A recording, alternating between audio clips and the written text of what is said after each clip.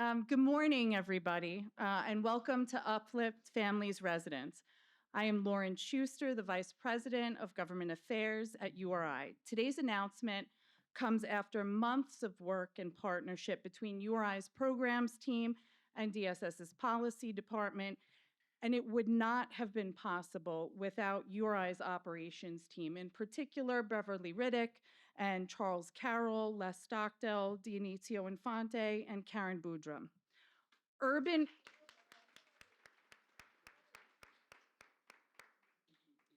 Urban Resource Institute is the largest provider of domestic violence shelter services in the country. It is also a leading provider of transitional housing to families experiencing homelessness.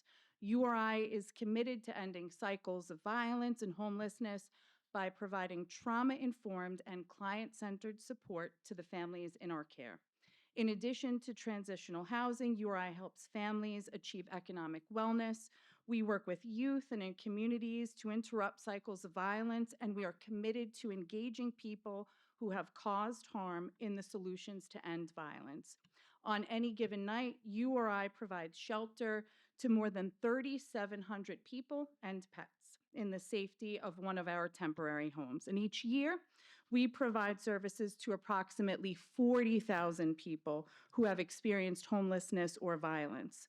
Uplift is URI's 9th temporary housing site for families experiencing homelessness, and it is our 4th site in the Bronx. This site has 161 units and can accommodate up to 587 people, families. We accepted our first family into the site in March of this year. We now have 49 families who call Uplift their temporary home.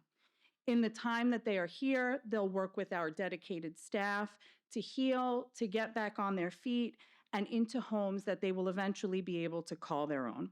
I am so excited to be joined by all of you today to make a historic and really fun and pet-friendly announcement. And it couldn't come at a better time. May is National Pet Month, and it is also Be Kind to Animals Month in the state of New York. We have an incredible lineup of speakers, so let's get right into it. I am proud to hand it over to URI's fearless leader and my boss, CEO Nathaniel Fields.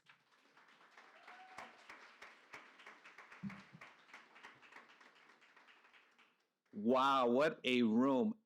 Thanks, Lauren, for your remarks and all the hard work. As Lauren talked about, I'm URI CEO, Nat Fields. It is really a wonderful opportunity to lead URI. Over the 12 years that I've been in this role, I've had the pleasure of working with incredible team members. So I want to give them a round of applause for all the great work that they do. So when I came into this room, the energy started to continue to build. And when the pets, mostly dogs, came into the room, it was that sort of synergistic effect. So we're going to ride that wave a little more because our work is often a heavy lift. We have so many challenges. And moments like this, as we come together as a community, it's an opportunity to experience joy and celebrate. So in this room, when I talk about being here at Uplift Family Residence and initiating our first ever historic groundbreaking initiative, PALS, People and Animals Living Safely, at Uplift, I want this room to come alive. So that's going to be the key words I'm going to cue you. You're going to have a few opportunities to roar. So groundbreaking new initiative at Uplift Family Residence. You heard Lauren talk about our work, so I won't double down on that. But this work gives us the opportunity to work with families where something has happened to them generally. And we want to, at URI, to create an environment where when someone walks in this building, they feel as though it conveys a sense of dignity and respect. So we partner with our government partners at DSS to create spaces like Uplift Family Residence that do just that, conveys dignity and respect right from the beginning. Yeah, no, we when in shelter, It's a space where living beings are. And so we have trained staff here to work with the people and now our pets. So very alive. We'll go with the waves. Um, and our government partners to build purpose-built shelters, right? These opportunities, and now we're calling them nonprofit-owned shelters. It's a whole different kind of conversation that goes with that. We'll save that for another time. It allows us to more intentionally build for living beings that's going to reside and work in shelters. So very important. That vision, just to go back a little bit, some of us have been in the space for 10, 20, 30. Anybody here for 40 years working in government or nonprofit? All right. There are a few that may have 30 years. When we came into the space, we had that vision to really work with the community to create really good spaces so people could heal and meet their fullest potential. And many years ago, this idea of purpose-built shelters was somewhat of a foreign concept, right? Some held it, but we weren't delivering on it. Administrations in the past, when we knocked on their door at DHS and said we had a skill set, experience, and compassion, that we would be a great provider at DHS. Initially, they said no because that administration had a different idea of what shelter should look like. And if I'm being 100% transparent today, it was met with shelters should not be too nice because people might not want to leave. You heard, yeah. This administration changed that feeling state, the policies, and we are working to create spaces like this, right? We're not building the Ritz-Carlton. We're building spaces where people are going to live temporarily to heal, to get the benefit of the supportive services so they can do incredible things with their lives. So this vision has been realized by many. I was talking to Administrator Jocelyn Carter, who's a passionate advocate. She has a role to play, but she also talked about that vision and stepping in, because we don't do this work alone, right? Stepping in with our community partners, like Administrator Carter, who had this vision, and now seeing it realized is remarkable, and you'll hear from Administrator Carter soon. So about 10 years ago, I was at a conference. I love conferencing because it gives us a chance to get with our colleagues in the space, know that we're not doing this work alone. We were in DC, and believe it or not, there's such a thing called the World Conference, an international conference on shelters. And we participate because it's not just about New York. Sometimes I find that hard to believe. The state, it's about the world. And at that conference, there was a person, author, attorney, Ali Phillip, talking about this idea of people and pets living together. So I thought we have a lot of challenges in our work, and thinking about inviting pets into our world seemed like a lot, right? And now another living being we have to take care of.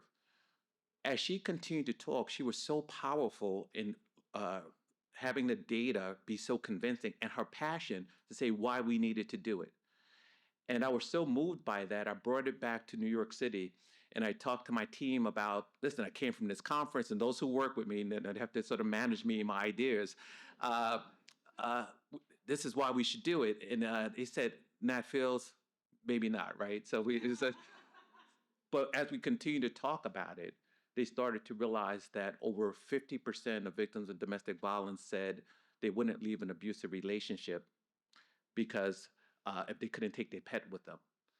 And we thought about that because in that space that where we work with survivors, victims of DV, they're facing a lot of risk factors. And what we want to do is knock down those barriers, right? So they can leave or seek safety, find a solution or find the resources that's going to support them.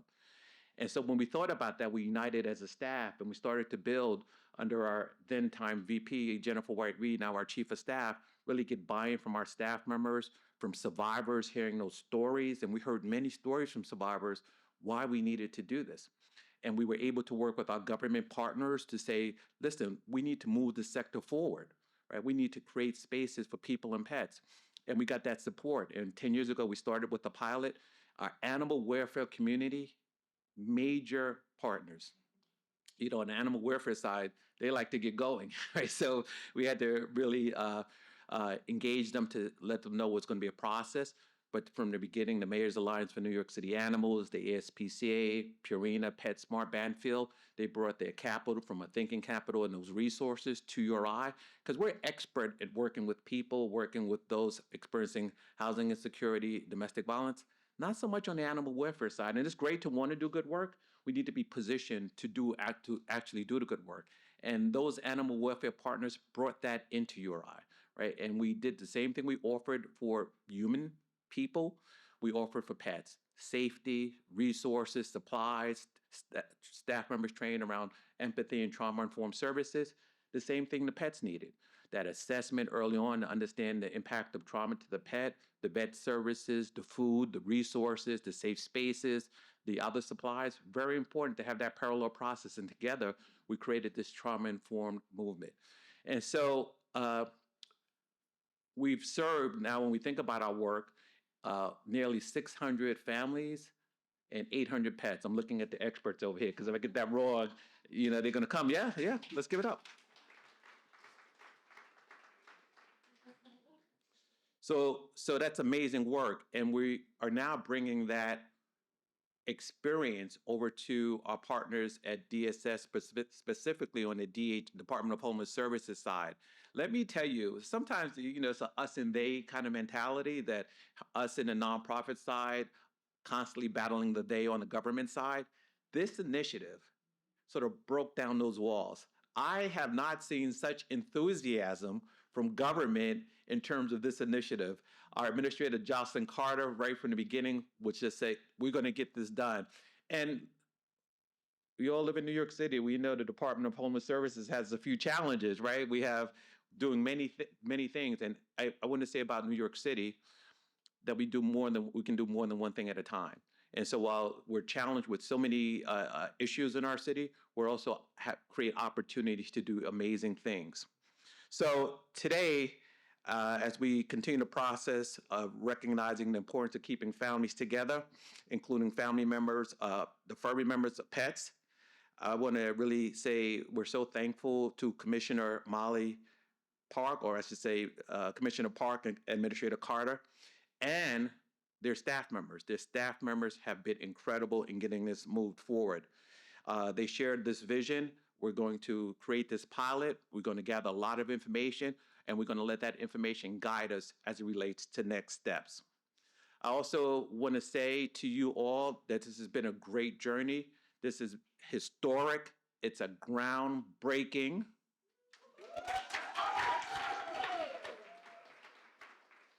It's a groundbreaking initiative. People and pets are part of the family. We'll create this opportunity here at Uplift Family Residence, and we'll come back to you in terms of how we continue to move forward. So I'm going to get out of the way because I know it's a busy morning and there are other incredible people who need to express themselves. Lauren?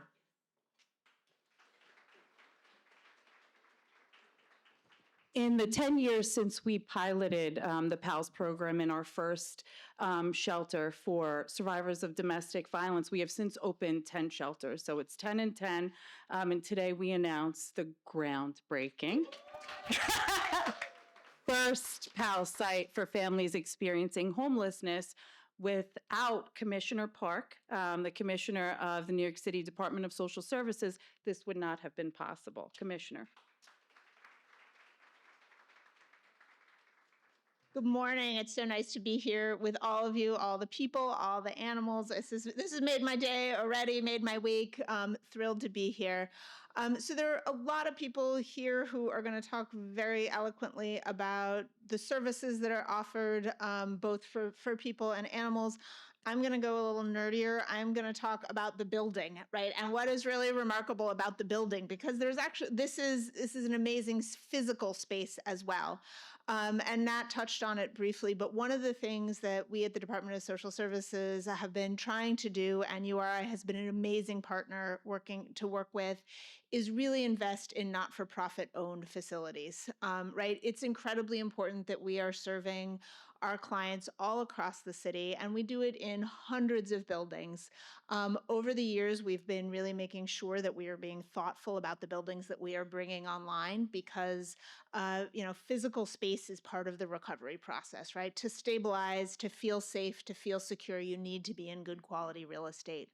Um, and we want to put our not-for-profits in control of that real estate. And it's been a little bit of a challenge. That's you know Department of Social Services, Department of Homeless Services. We think of ourselves as social service agencies, not necessarily real estate, but we have jumped into the water with both feet in the real estate space, and again with partnerships of amazing organizations like URI. So URI owns this building. Will be able to operate it as the high quality shelter that it is for 30 years without having to worry about a rent increase. That is a win-win-win, right? It's a win for clients who are in a beautiful space to heal, to recover, to get over the trauma that they have experienced, right? It's a win for URI, who controls their own destiny, who doesn't have to worry about being at the mercy of a landlord. And it's a win for the city because we know what our space looks like and our costs look like for a 30-year time period. So I know it has not been easy getting to this moment for many reasons, but certainly there have been some ups and downs on the real estate transaction here. I'm very grateful for URI for sticking with us, for the many people that it took to get to this moment. And I'm very pleased to say that, this was an earlier one of the projects. There were a couple of hiccups, but we are now in a place where we have many more of these to come, many more with URI, with other providers. And we are really setting a groundwork for a shelter system that looks entirely different than it has in the past. And that's so very important. So, many other speakers, many ways to recognize how groundbreaking we are today. So I'm going to stand down. Thank you, Commissioner Park. I wish my pets at home were as well trained as Nat has all of us today. And I want to take a moment to acknowledge the true stars of today's show. We have Pork Chop,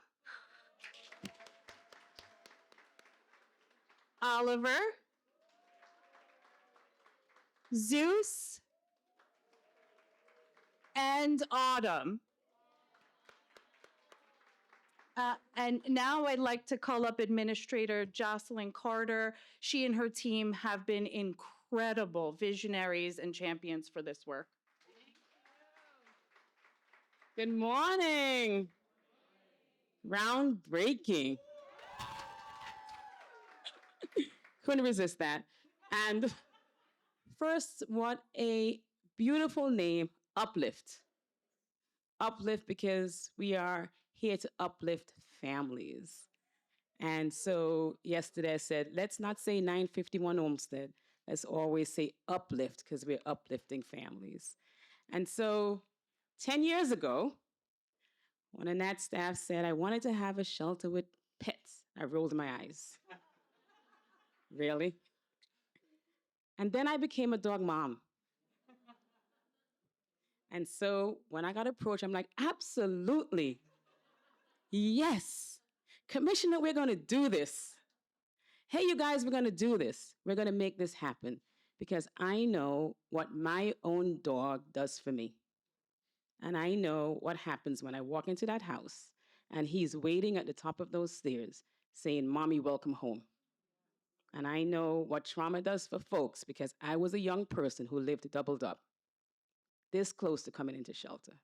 So I know what families are going through when they're coming through intake because I worked there. And I know how they're feeling. So to be able to come to a space that says you can come in, and if you have a pet, you may be able to bring that pet too. So this is where we say congratulations to URI for being innovative. So part of our work at DHS, DSS is to raise the bar. We want to raise the bar in services. We want to raise the bar in physical spaces. We want to raise the bar in what we put people in. And I said when I worked at PATH, Family Intake, that if I had to come to shelter with my one kid I wanted to be in a space that looked like this, that looked like I was respected, that looked like we care for you, that looked like I want to make sure that the services you get are high quality. And this is it. So I'm coming into a space here and I feel as if I am respected. The social services that I'm going to get is going to help me get myself ready to go home, not to permanent housing, but to home, to have a key. That I'm going to have a worker who says, how can I help you? How can I help you, Miss Smith? I was Smith at one point. Some people still say Smith. I'm like, hey, I'm Carter. But, how can I help you? How can I connect you to what you need? Hey, little Jeremy, I need to make sure you get to school. This is the space. This is a space that says, through no fault of your own, you are here. Yes, domestic violence has happened to you. It happened to my mom. It happened to 4 little girls, my sister, myself. My aunt saved us, and that's why we didn't come to shelter. But we had opportunity because we had some social capital. I had an aunt who worked. I had a mom who was a home health aide, and I have another aunt who was a home health aide. So they worked shifts, so we didn't come to shelter. We lived in a 2-bedroom apartment. It was about 12 of us. There was always somebody in that house that made sure we went to school. But here, there will be people here to make sure families get kids to school, that they get health care, that they get their needs met, that they get food, appropriate food, that they get education, that if you have any kind of mental health need because of the trauma, we're going to meet that. And that's what we want. I know that when I was a program analyst multiple moons ago, 100 years ago, we didn't have that. And we've raised the bar. We have strengthened Department of Homeless Services. We have organizations like URI who's doing that work. And we are piloting here pets, people and animals living safely together. Now, I love my dog. I'm going to tell you, he is like a son to me. I have 2 kids, Jeremy and Skylar. My husband knows that. Sometimes he says, you love him more than you, than him. I'm like, don't question it, because I may say yes. Right? But to get the opportunity to come with your pet into shelter is groundbreaking. Because we know how hard that is to go through such trauma and to get an opportunity. We don't know what we need to make this work. We're trying it. And I always say if plan A doesn't work, try plan B, C, D, down to Z, and start again to double A. And we're going to put what we need to make this work. I want this to work. And you know I've said that. Lauren Nomi has said that. I've said it very, very loudly, shouting it from the mountaintop. My folks have been saying it. I've said we're going to make this work. Let us work hard together. Let us work hard, my staff, your staff. Let me know if there are issues. Let me make sure Molly knows if there are issues. Let's work to resolve them. We resolved a lot of issues to get this building up. We know it wasn't easy, Nat. I know, stop staring at me. But we're here today. This is what I wanted to see when I started at the agency 20 years ago. And here we are today. I feel like dropping the mic and saying we're done. But I do know that I want PALS to work here. 10 years it worked in domestic violence shelters. So why not here? Why not on this side? So innovation works. Innovation works. We cannot keep doing the same thing.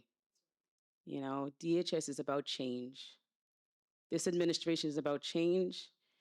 There are ways for us to make it different, for us to make it better, and this is what we're doing today. So congratulations, URI. You never say no to us when we say we need you, so we're going to keep needing you. We need more of these.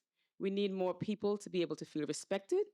We need to make sure that when people come to us, we take care of what their needs are. We ask them, what do they need? We treat them as humans. We make sure people go home. Right? We need to make sure people go home. So thank you all for being here. I love that we're in a space that dogs are seen, and that we're able to know that dogs do make people feel better, and any pet you have make people feel better. So thank you all, and go take a tour. It's beautiful. I saw it yesterday. Thank you all.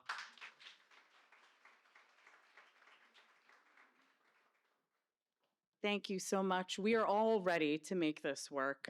This is incredible. And where are my cat people at? I'm feeling a little woo woo. Go cats. And now I would like to call up Councilmember Amanda Frias. She's also the majority leader in the New York City Council and represents this site very well. I just want to iterate, I'm a dog person, a cat person, a guinea pig person, a reptile person. I am a pet person, so I just have to start with that. I raised my hand, I raised the roof for all animals. Good morning, everyone. I am Majority Leader Amanda Farias and the local city council member for this site, which encompasses the community of Castle Hill. First, I want to say welcome to all of you to the best district in New York City, which is now the home of a groundbreaking and first of its kind initiative in partnership with the New York City Department of Homeless Services and the Urban Resource Institute. We have a vision for the future of transitional housing for our families, and that future is pet friendly. The PALS program represents a major starting point in New York City's journey towards fostering a more compassionate and healing shelter system across our municipality. That vision has been informed by research and by families who have made it clear the large impacts that their pets make or being separated from them can have on their healing journey. From the survey URI and the National Domestic Violence Hotline conducted, we saw 97% of people said that keeping their pets with them is a key factor in deciding whether or not to seek shelter from domestic violence. And 57% of people would not consider shelter for themselves if they could not take their pets with them. And 91% of people indicated that their pets' emotional support and physical protection are significant in their ability to survive and heal. The Bronx is plagued by domestic violence, with our borough having the highest number of domestic violence cases and deaths in New York City. And it only gets worse for women of color, as many of you can imagine. We cannot afford to have Bronxites who are struggling to choose their pets over themselves. And that's why we're doing everything we can to reduce those barriers to our shelters and make sure everyone is safe and with their loved ones. Right now, pets are not allowed in shelters for families experiencing homelessness, and the forced separation makes it more difficult for family members of all ages to enter shelter, causing emotional trauma and prohibiting New Yorkers from seeking the help and safety that they need. Healing does not happen alone, and I know we can all say that is true from our personal experiences. And that's what makes pet-friendly shelters like this so urgent and necessary. I'm incredibly proud, like you have no idea how proud, that URI's pilot program of the first ever pet-friendly shelter for families experiencing homelessness in New York City is right here in Castle Hill in District 18, down the street from my district office. I now will get to pet more dogs on a sidewalk and interact with families with animals. And I'm really proud to say my events, office, and now transitional housing in my district are all pet friendly. So with that, I just want to say thank you to Mayor Eric Adams, our Bronx District Attorney Darcel Clark, DHS Commissioner Molly Wazzo Park, the dogs in the room, our borough president, and the entire URI team for your attention to people's needs and to keeping women and families safe from domestic violence. Thank you all for joining us here today.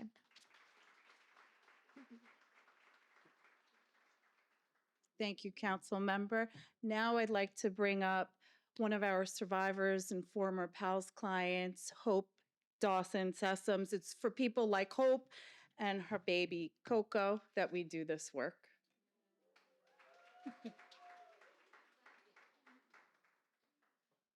Hello, everyone, and thank you for having me. Coco sends her love as always. She's finishing up the semester in school. Finals week is next week, and she'll be home for the summer. One thing I did want to say, this is kind of a sidebar, but you'll have to help me with this because I saw a picture of Coco recently, and she didn't have on any clothes. No dress, no pants, no shirt. And you all know she always wears clothes. And I was just like, what's going on here? And I mean, she had this harness on. It was like a little crop top. But, now I see all the other dogs are actually living this way. So I have to, get accustomed to it. But I digress. Anywho. Uh, so February of 2016, I was in school, in university, and homeschooling my children. Um, and in an instant, we were uprooted, and I found myself driving across the George Washington Bridge with a 16-foot truck, a car on the back, and everything I owned. I thought at the time I had enough currency, which it wasn't. Y'all know, it's New York. And I'm happy to know that URI had some struggles as well as far as real estate because I don't feel alone. I, feel, I don't feel alone. But yes, so I struggled with finding housing, and my children were with a family member. And Coco, they were with a family member. And I say my children, I'm including Coco, but I know some people don't understand, so I have to say that. My children and Coco were with a family member, and I was here. I ended up, sleeping on people's couches and floors and, house hopping and even out of my car. And this went on for months.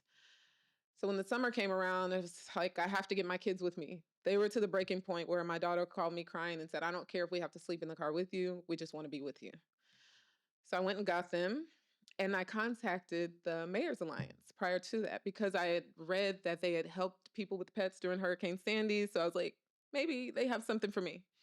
So I contacted them and I reached Jenny Coffey, who I don't know if she's still with the Mayor's Alliance, but she's amazing. I reached her and she told me they will be able to find a place to board Coco for 30 days. And there is this shelter, she said. There's one shelter who would be able to accept you all, but I don't want you to get your hopes up because they may or may not have room. And I said, okay, so we brought Coco and we dropped her off, which was the most difficult thing for me because while I was telling the kids, this is just temporary, it's fine, we're gonna pick her up, and it's like her going on vacation, we're gonna pick her. In my heart, I knew that there was a very plausible possibility that we would not be able to procure, housing prior to the 30-day mark.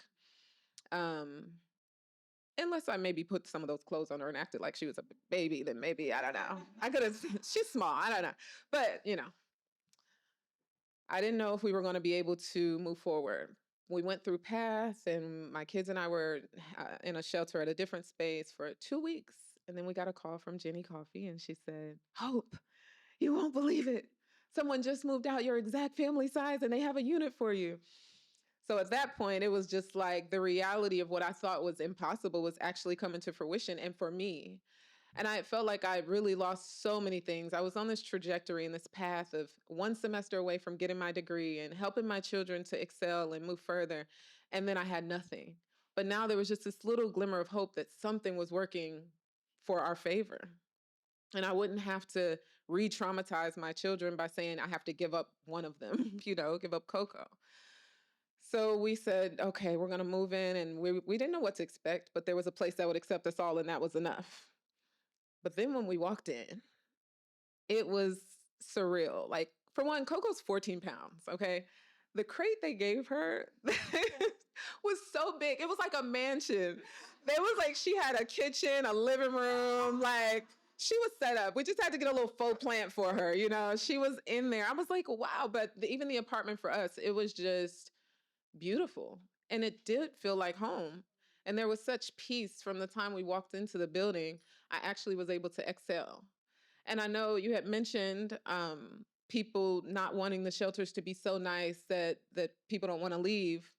But I think what URI has accomplished is creating shelters that are so nice that people are better when they leave because they actually have a space to heal and to grow. And Miss Ann was with the PALS program, and she just from day one, Coco was very aggressive at this time because she had been protecting the kids in my absence. She had just gotten to feel like she had to like take on a lot, and Miss Ann from day one, she was eating out of her hand, literally. And I was like, we were in awe. How are you doing it? We call her the Coco Whisperer. But but yeah, so there was all the resources we needed for Coco, things we didn't understand. just us learning how to communicate Coco. We didn't understand how to speak her language, and she wasn't going to be able to speak ours at any point in time. So we had to understand her more. Some of the things she needed that I didn't even anticipate she needed, they had for her. They had things for the kids, the rec, and just they were able to go down to the rec and be with other kids that were being kids doing kid things. They went to the park, they went to the movies. They say it was the best summer they had while they were here, you know. It was just they had so much for them to actually feel like everything is not lost. And it was so beautiful knowing that everyone in that space, we were dealing with the same thing. But then when you would go down there and you would see the kids laughing and playing and having a sense of normalcy, that's something that I just didn't foresee. Even now I could cry. You know.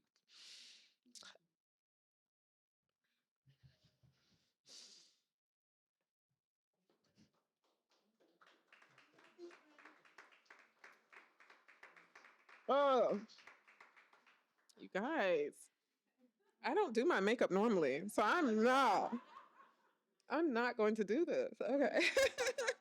Jeez. But it was beautiful. It really was. And even for myself, speaking with other survivors and having times where we could just connect, share our stories in safe spaces, encourage each other. I remember Deidre talking about all the things she was going to do after we left. She was there with me, and she did them. And I'm so proud of her. And even myself, like I was able to actually hurt. And I know that sounds intense, but until you actually process the hurt, you won't be able to heal. And because I was so safe, I could hurt and essentially heal. And in that healing, I have my husband now. So so he's my emotional support human in Coco's absence. But no, it is really a beautiful thing that Urban Resource Institute has done and the PALS program has done. And I'm so grateful to have been able to experience it for myself, but also be a voice to encourage anyone who has the opportunity, who's in the room, the decision-making table, and all these spaces. I want to just encourage you that it does work. It can work. It's essential. And we need to keep this going. It is imperative. We're in a society where with something like nearly 70% of households have pets. When you're already dealing with so much, to think about taking that on, even this many years later, what is it, 7, 8 years later, I still cry at times when I think about the reality of it.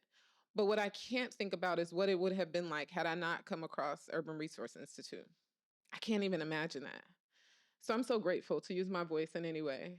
And for all the people who might find themselves in the situation that I was in at any point in life, because life has its way of having ups and downs for everyone. There's a phrase, and in sometimes comedy and script and TV and things, they call it a pregnant pause.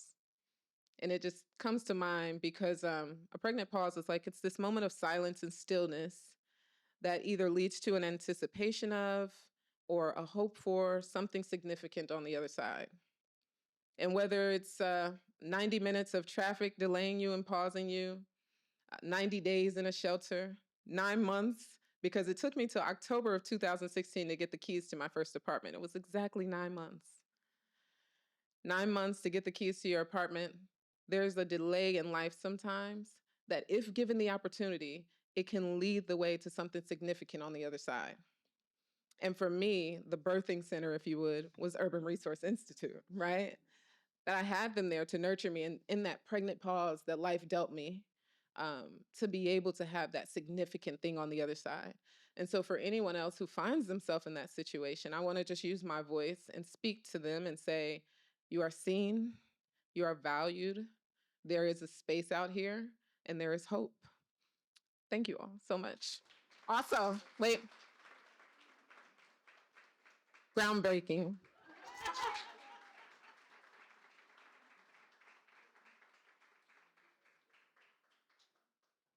As always, hope shows the strength, the courage, the resilience, and the spirit of so many of the families that we work with in our transitional housing. And I'm going to look at traffic a lot differently now. So thank you. And now I would like to call up another survivor, former PALS client and advocate, the formidable Deidre Cheatham.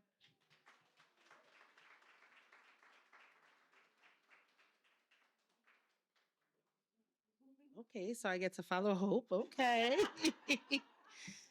Hi guys. My name is Deidre Cheatham. I'm Danny Lee's mom. I bet you know who Danny Lee is. I am a survivor, an advocate, and a proud house parent. And now I'm a new dog mom. So yes. um, I have so many things on my mind, but I just kind of want to take a pause and give you like some background on how I came about with this.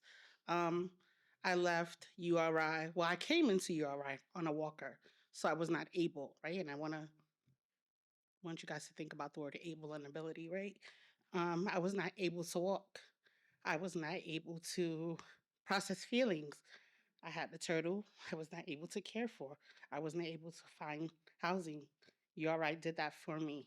Um, it's insane how much calling you have to do to get to safety, right? There's a lot that goes into it, right? Like I come from homelessness. My mom went through the homeless shelter system with us. Never would have thought I would be in a homeless shelter. That didn't work, but URI did for me, right? And I left there able, able to have a voice, able to speak, able to become an advocate, right? Because I went from being a victim to a survivor to an advocate, right? And those were my stages of grief and accomplishments. And I started working for New York City Council member Steve Levin. I was his director of constituent services. And I left there and I said, how do I change what I just went through? How do I ensure that the unspoken voices have voices and power? And I called URI.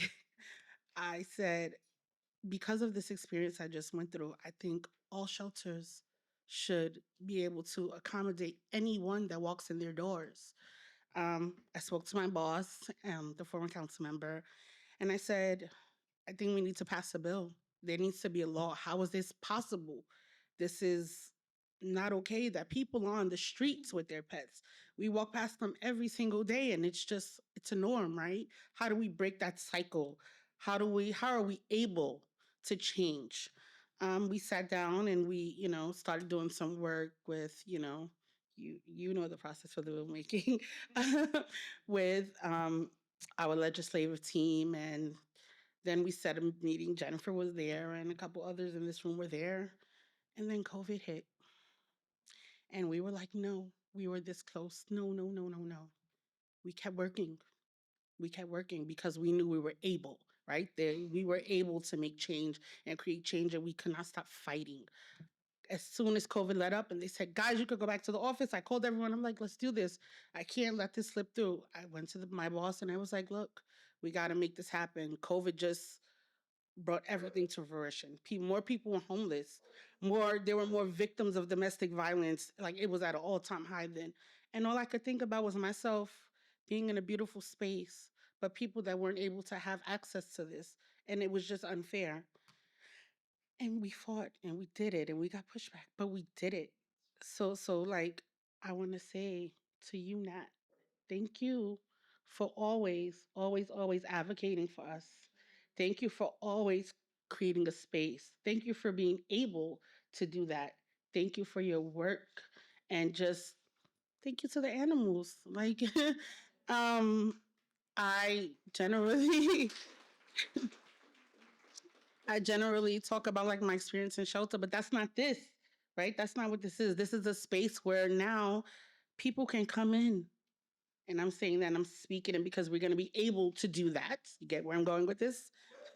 We're going to be able to have people in. This is not just going to stop at a pilot program. And I'm so happy it is a pilot program, but we are going to be able to house people. This is one of, I want to say, a bunch of other buildings that are going to open up. And DSS, DHS, guys, for families. I don't think there should be barriers up to prevent people from housing, right? We have a right, everyone has a right to housing. And I just want to say thank you for encompassing that right for people to have housing. Thank you for allowing our pets and our children to be loved on and to have a safe space. And thank you so much for just allowing me to find who I am, my voice, and being me. And yes, this is very groundbreaking. And thank you guys all.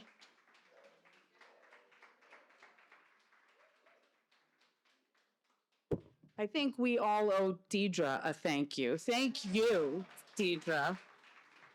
And now I would like to call up Pork Chop's mom, Danielle Emery, the director of URI's PALS program.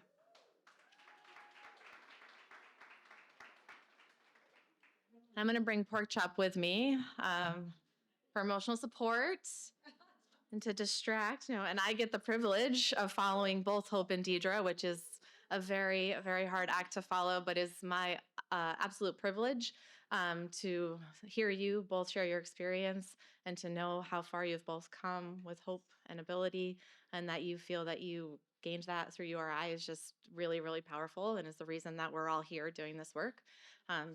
So grateful to both of you for using your voices and for being beautiful souls in this world. So appreciate you. I'm Danielle Emery. I'm the director of the PALS program. This is Pork Chop.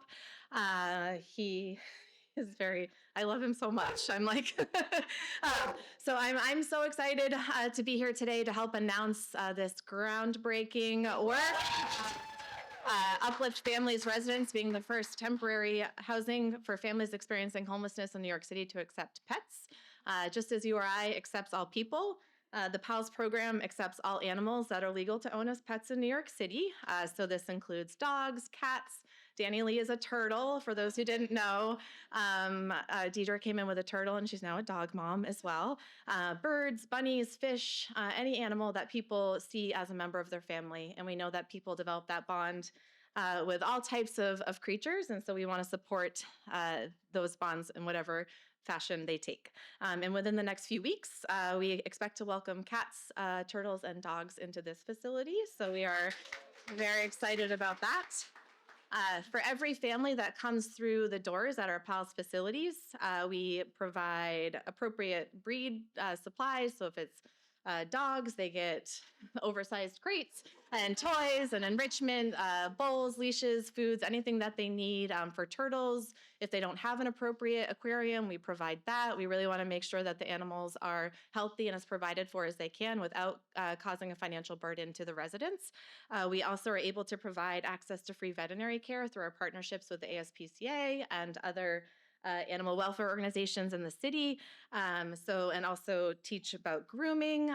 Most of our sites have outdoor pet parks, which are private areas where people can take mostly their dogs outside, but we call them pet parks because we have had cats on leashes. If we don't want to discriminate against the cats that need little outdoor time, but safe private areas where folks can go and spend time with their dogs and they can relieve themselves.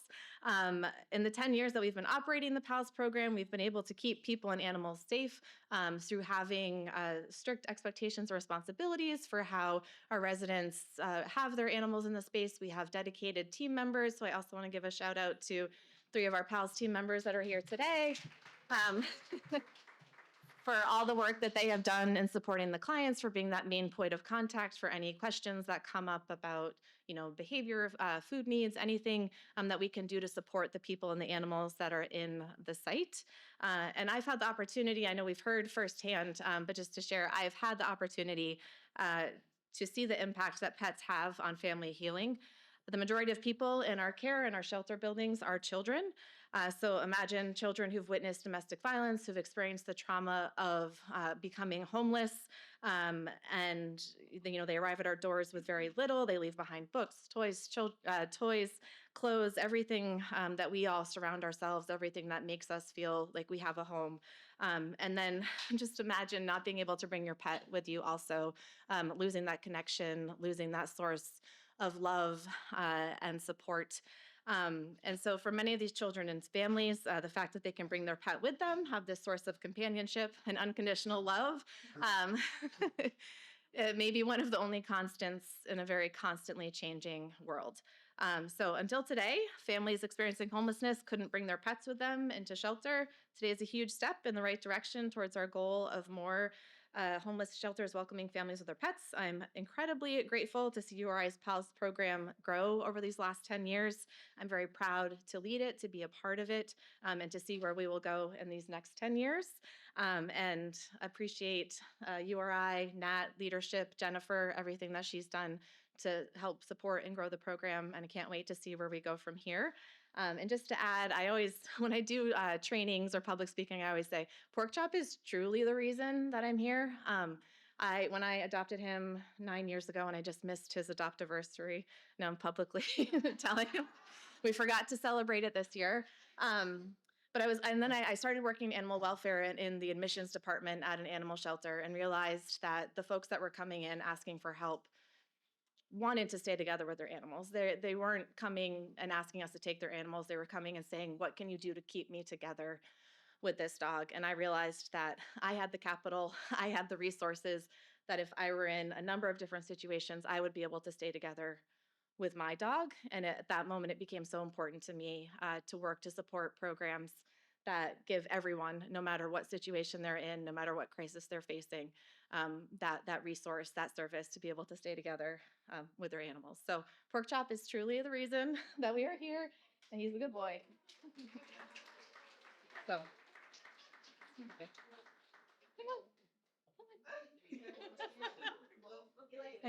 For any members of the media who are here, Pork Chop is looking for an agent. So and now to close us out today, I would like to bring up Angela Thompson. She's the Vice President of our Homeless Families Division here at URI.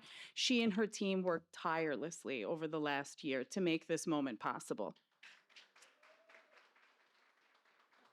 Thank you, Lauren. Good morning. Good morning. I am just so excited and empowered as I reflect upon the process of this. What comes to mind is the power and the impact of vision. One of my favorite quotes is to write the vision and make it plain. And what today reflects and represents is a vision aligned with partnerships that reflect that if you continue to persevere despite the obstacles that are presented before us, success is our end goal. I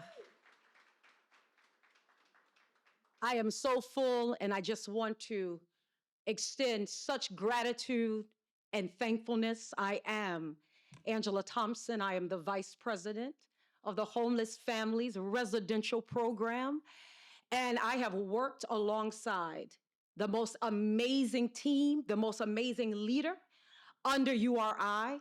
And today is a display of what commitment continues to present, not only in partnership with URI, but also too the acknowledgement of the Homeless Families Department. And I also too just want to acknowledge just our CPO, Chief Program Officer, Dr. Amanda Eckhart.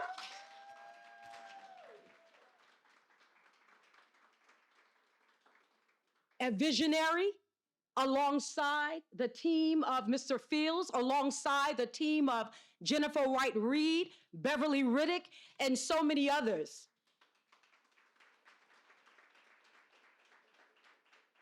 Again, today reflects a commitment that URI continues to bring about of innovative client service delivery, breaking the ending cycles of homelessness as well as domestic violence.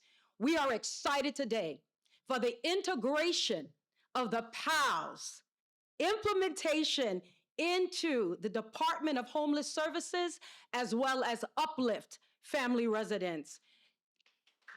Groundbreaking. I think I need to say that.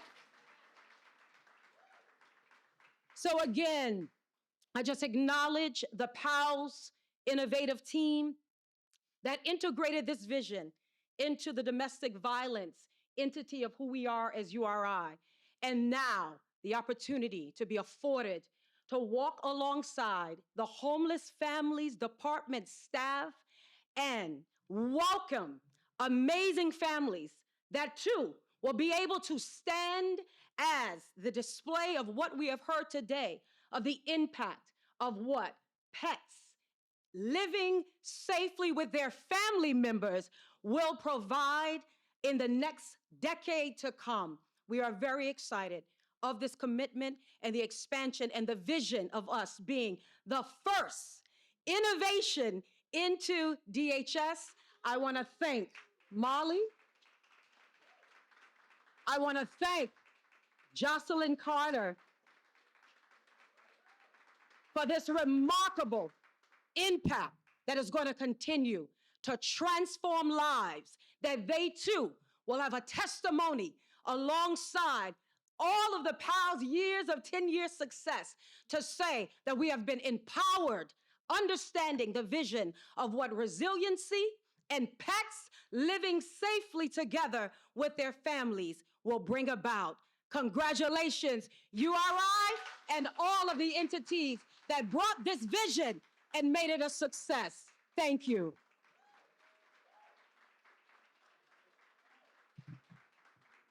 To follow Angela. I knew I was coming after her today and I practiced, but I'm not going to do that to you. I don't have that in me. So I just want to take a minute to thank some people in the room who have been instrumental. We have some offices who are here, some individuals, and then following that, you all can spend some time enjoying the refreshments in the back, and we'll have some tours into our PAL sites. So I want to thank Bronx Borough President Vanessa Gibson, who couldn't be here but has staff here. Bronx District Attorney Darcel Clark, State Assembly Member Carinas Reyes. We also have a number of animal welfare organizations that we work really closely with who have really been champions, as Nat said. So we have Night Class, VFAR, My Dog Is My Home, Harlem Animal Rescue, and Bronx Tales Rescue. Give a big round of applause. We have Alex Silver from the Mayor's Office of Animal Welfare. And then I want to thank some members of URI's team. These folks are dedicated in ways that inspire me and so many of us every day. So just give me a moment. I want to thank Anthony Ishmael, Lena Cohen, Dr. Amanda Eckhart, obviously, Len Leach and the entire IT team, Danielle Emery, Jatem Whiting, Dr. Carter, Leslie Samuel Young, Teal Inzunza, Dondi Quintance, Wilfredo Lopez, Angela Thompson, obviously. Nat, you are an incredible leader, and we are all very lucky to work under you. And I'm going to come and ask you for something later now. And of course, the entire team here at Uplift, they would have all loved to join. They are working. It is a working shelter. Families are here. So they have popped in and out, and they are committed in ways that are incredible. Again, thank you, everybody, for coming. We are so excited for this groundbreaking moment. We're going to go outside and do an actual ribbon cutting. So Dondi, raise your hand in the back. There we go. Everybody follow Dondi for a ribbon cutting. Thank you.